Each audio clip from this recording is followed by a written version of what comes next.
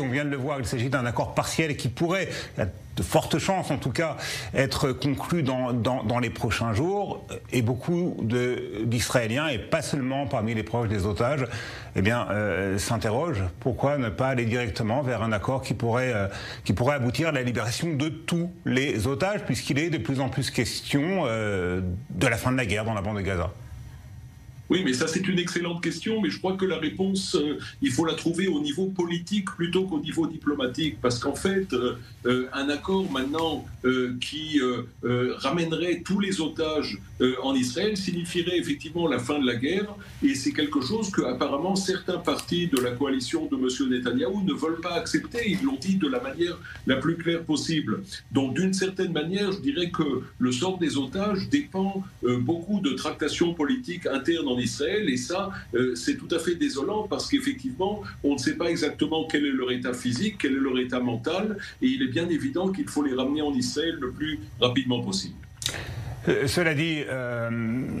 la plupart des observateurs sont tout de même relativement optimistes, malgré les divergences, voire même l'écart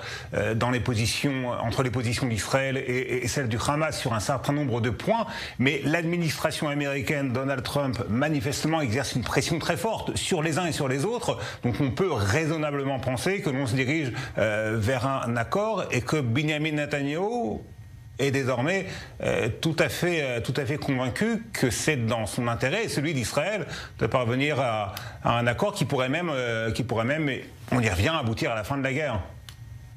Oui, alors pour l'instant, il s'agit d'un accord partiel, et je crois que c'est ça le drame, et c'est ça le problème, parce que c'est un accord partiel donc qui concerne seulement une partie des otages, alors qu'ils soient vivants ou qu'ils soient malheureusement décédés, et pour arriver à un accord donc qui permette que tous les otages reviennent en Israël, là il y a plusieurs conditions qui doivent être remplies d'un côté comme de l'autre, parce que le Hamas veut des assurances qu'Israël ne recommencera pas la guerre après la libération des otages. C'est là que pèse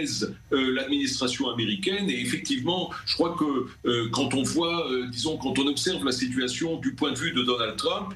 c'est évident qu'il a tout intérêt à ce qu'il y ait un accord rapide, alors qu'il soit partiel ou qu'il soit sur la totalité des otages, parce que Donald Trump, si vous voulez, la gloire de l'accord rejaillira sur lui, et puis il faut voir aussi ce qui se passe après cet accord, parce qu'en fait l'accord n'est qu'un prélude aux choses vraiment importantes qui se passeront au Moyen-Orient dans les années à venir, à savoir des accords de normalisation, les accords d'Abraham avec l'Arabie Saoudite, avec la Syrie, donc la création, si vous voulez, d'un nouveau Moyen-Orient. Mais pour cela, il faut que la première étape passe par Gaza et la libération des otages.